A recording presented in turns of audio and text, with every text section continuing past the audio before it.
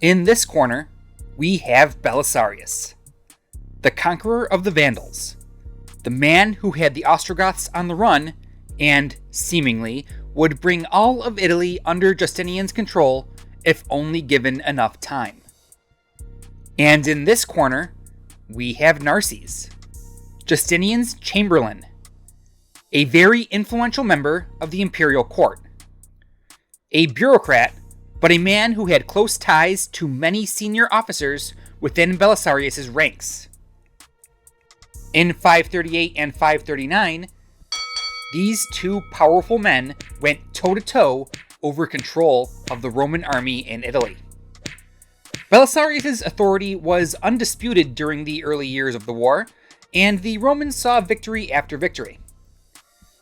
But when a member of the imperial court arrived in 538, things almost immediately changed.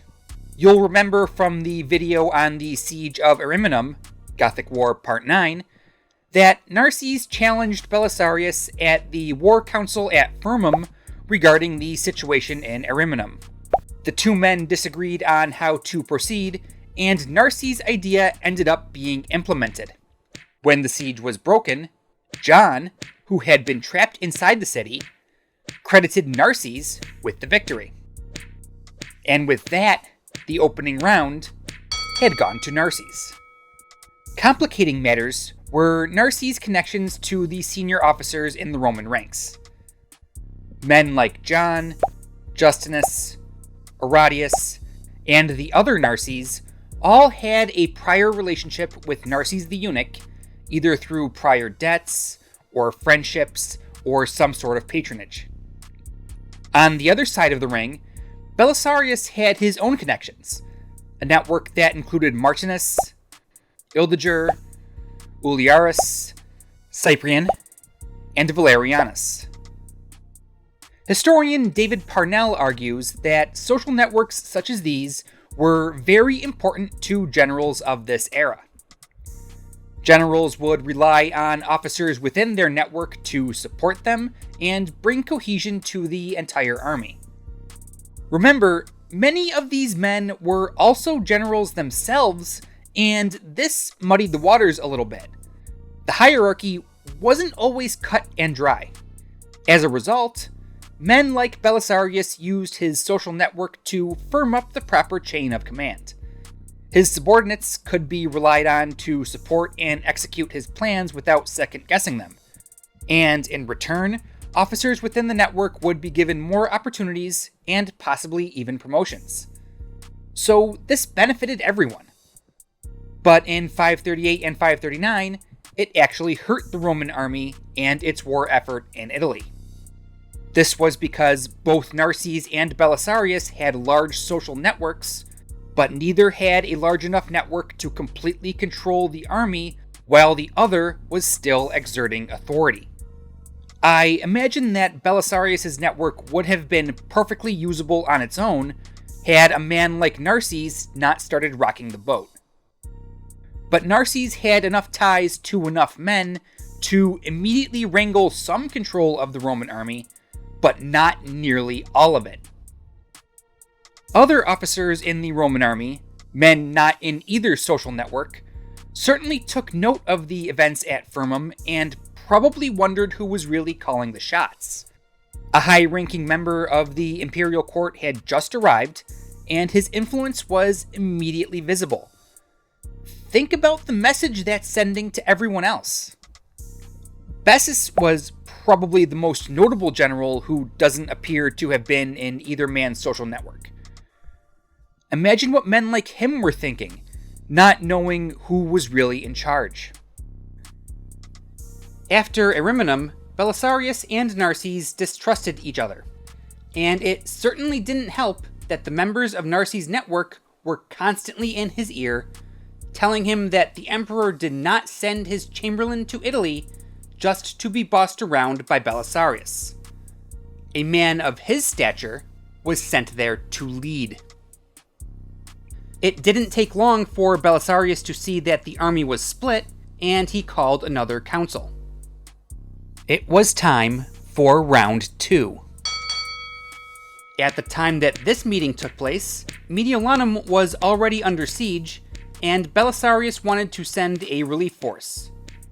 He also wanted to attack Oximum, south of Ariminum, which still held an Ostrogothic garrison. Belisarius did not like having an enemy force at his back, and wanted to eliminate the threat immediately. His plan was to divide the army into two, with half going towards Mediolanum, and the other half towards Oximum. Narses agreed that both of these problems needed to be dealt with, but he also thought that the army was strong enough to add a third objective at the same time: an assault on Ravenna. An argument ensued, and neither man was willing to give any ground. So Belisarius decided to play his trump card. As it turns out, when Narses came to Italy, a messenger had also arrived carrying a letter from Justinian to Belisarius.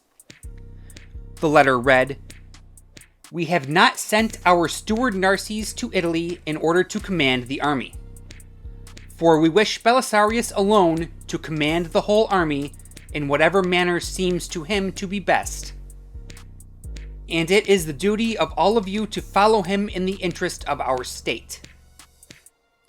This seems pretty clear. Belisarius is supposed to be the guy. But Narses didn't throw in the towel. He thought that the last line gave him some leeway. "It is the duty of all of you to follow him in the interest of our state." Narses felt that Belisarius' plan was not in the best interest of the state, and he, therefore, did not need to follow Belisarius' orders. So the two sides were still at a standstill. This round should have gone to Belisarius, but Narses turned it into a draw. The worst possible outcome for a divided army in need of clear leadership. There is a possibility that Justinian worded the letter this way to give Narses a chance to step in if needed. Belisarius, after all, was, prior to this point, a very successful general who commanded the respect and support of his army. And there was nothing more threatening to a Roman emperor than a very successful general who commanded the respect and support of his army. So maybe Narses was there to take a little shine off of Belisarius. But Justinian also needed to end the war quickly, and Belisarius' talents could not be denied. The emperor needed Belisarius, and certainly didn't intend for Narses to take over command completely. I personally think that this mess was more on Narses overstepping his authority than Justinian intentionally meddling in the campaign. But that's not to absolve Justinian. He knew that Narses could split the room. Why else would he write that letter backing Belisarius? He knew the message he was sending by involving Narses. I just don't think he meant for it to get this bad. But regardless of the cause, this was bad. Very bad. Neither man was going to budge, and, by the way, the siege is still taking place up in Mediolanum. We've seen how that plays out. It's unclear exactly how the two generals proceeded from here. Neither man's plan was put into action, though, and it seems like they may have come to some sort of compromise. Martinus and Uliarus were sent to relieve Mediolanum, while the rest of the army moved southwards. A small force would attack Urbs Ventus, while Belisarius and Narses marched toward Urbinum. When the two men reached the city, two camps were pitched, one for Belisarius and his supporters, and the other for Narses and his men. Here comes round 3. Belisarius was determined to siege Urbinum, but Narses felt it to be unassailable. So shortly after arriving, Narses and his men broke camp and marched off on their own, while Belisarius took up the siege alone. I guess Narses thought that all of this was in the best interest of the Roman state. Narses and his network moved back to Ariminum. When he arrived in the coastal city, Narses sent John, Justinus, and others into Aemalia, which, if you'll remember from the last video, is where they were when they received the orders from Belisarius to move towards Mediolanum. The orders that they refused because they didn't come from Narses. Back in Urbanum, when the Ostrogothic defenders saw that half the Roman army had just got up and left, they taunted the men that remained. Belisarius, determined to follow through with his objective, ordered siege engines to be constructed. When the Romans finished and prepared to launch their attack, they were met with a surprise.